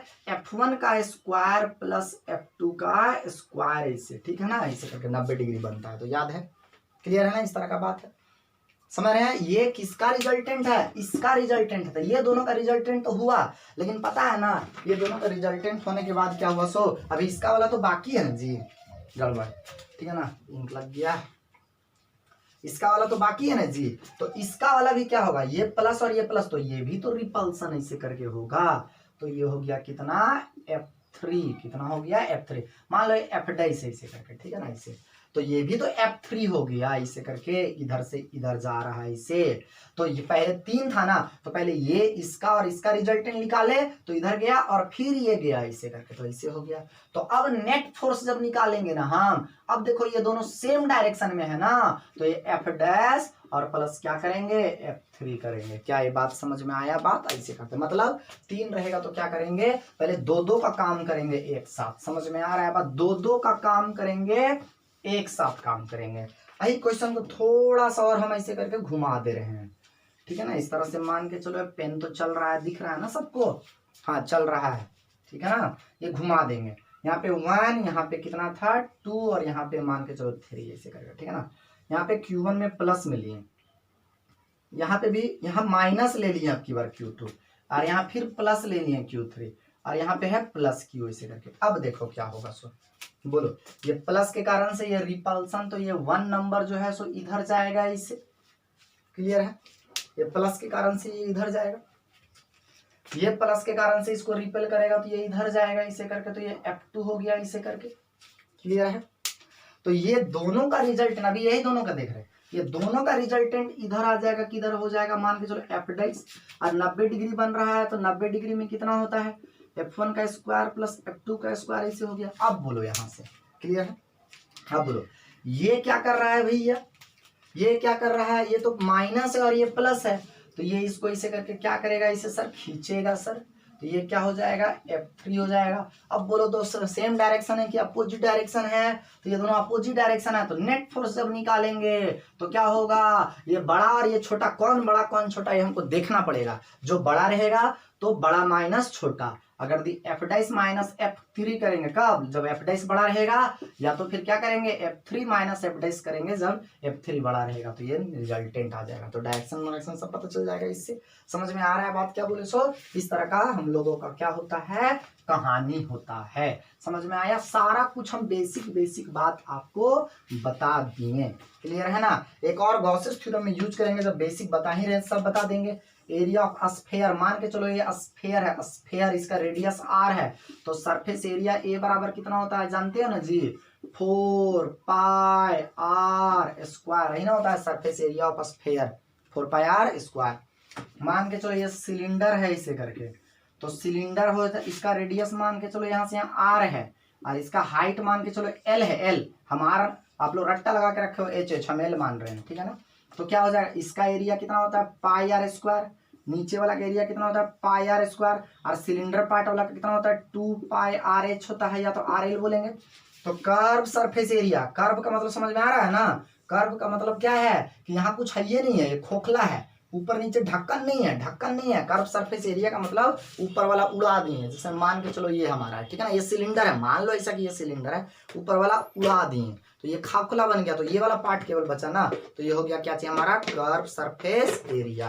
क्लियर है बात क्या बोल रहे हैं, सो इस तरह का बात है, ठीक है ना। तो ये कर्व सरफेस एरिया कितना होता है बाबू, कर्व सरफेस एरिया बड़ा होता है 2, है ना, पाई r, और यहाँ से यहाँ तक का लेंथ बोले तो l। क्लियर है ये बात, इस तरह का बात होता है। अच्छा टोटल सरफेस एरिया करते तो कितना होता, तो 2 पाई r l और प्लस ऊपर और नीचे वाला जोड़ देते पाई r स्क्वायर, तो 2 पाई r स्क्वायर हो गया। इस तरह से हम लोग कर देंगे। समझ में आ रहा है बात क्या बोल रहे हैं सो, यहाँ तक सब कुछ समझ में आ गया आप सबको। तो यहाँ तक अगर ये लेक्चर देख लिए तो आगे का बहुत मजा आने वाला है, टेंशन लेने का कोई बात नहीं है, ठीक है ना। हम लोग को फोर्स निकालने आता ही है जी, Q1 Q2 बटे R स्क्वायर, है ना। अभी हम लोग वेक्टर देखे तो सारा रिजल्टेंट निकालने आता ही है जी, नहीं आता है। अभी हम फोर्स देखे तो सारा रिजल्टेंट निकालने आता है ना। इस तरह से समझ में आ रहा है बात क्या बोल रहे हैं, सुना। हाँ ये फोर्स निकालने आता है। अभी देखे हम लोग वेक्टर उपटर का कैलकुलेशन सीख गए, 3 फोर्स रहेगा तो कैसे निकालेंगे, तो मतलब अगला 2 क्लास आराम से समझ में आएगा। समझ में आ गया, केवल छापना है, नोट्स दे देंगे, छाप लेना, लेक्चर भी दे देंगे, ठीक है ना। ठीक है, चलो नेक्स्ट क्लास करते हैं।